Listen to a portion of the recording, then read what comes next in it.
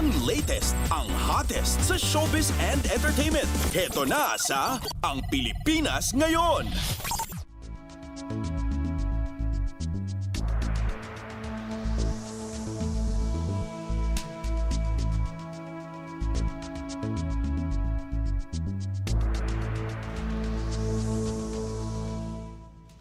Magandang araw! Nagbabalik ang paboritong segmento ng mga chismoso at chismosa, ang segmentong Balitang Artista.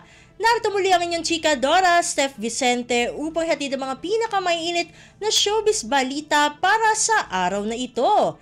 Hindi ko na patatagalin pa ang ating introduction at simulan na natin ang ratsyada ng mga chika.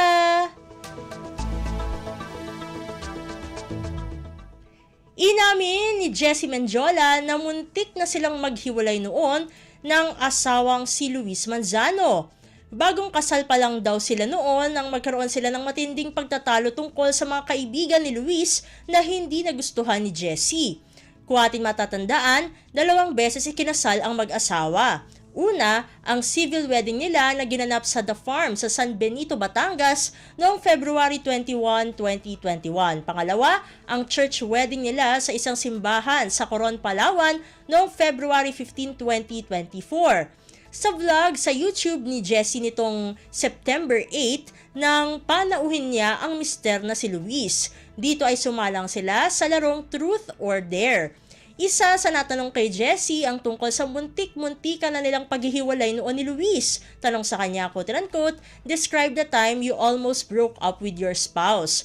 Baka sa mukha nila Luis at Jessie ang pagkabigla sa naging tanong, pero imbes na uwiwas, piniling sagutin at ikwento ni Jessie ang dagok na naranasan nilang mag-asawa.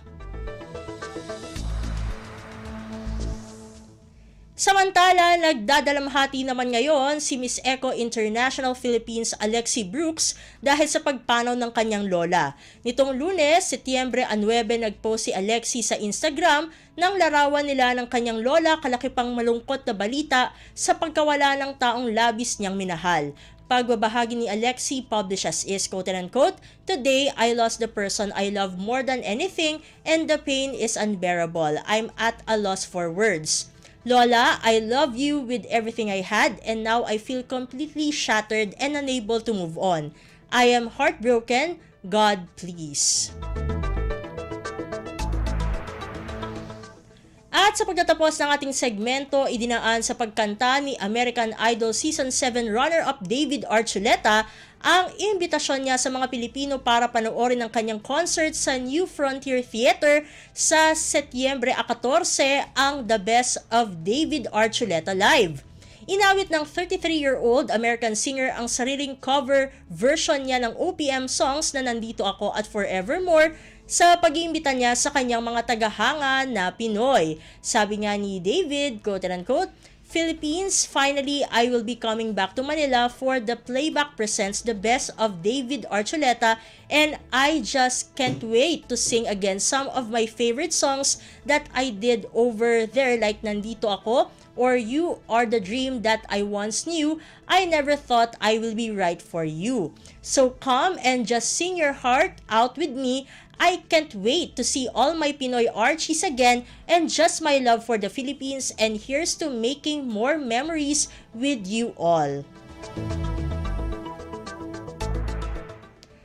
Naku, konti lang ang oras natin para sa ating segmentong Balitang Artista. Maraming salamat mga kachismis para sa inyong pakikinig sa ating segmento. Ako muli ang inyong chika Dora, Steph Vicente para sa Radyo Pilipinas World Service. Ang latest, ang hottest sa showbiz and entertainment. Heto na sa Ang Pilipinas Ngayon.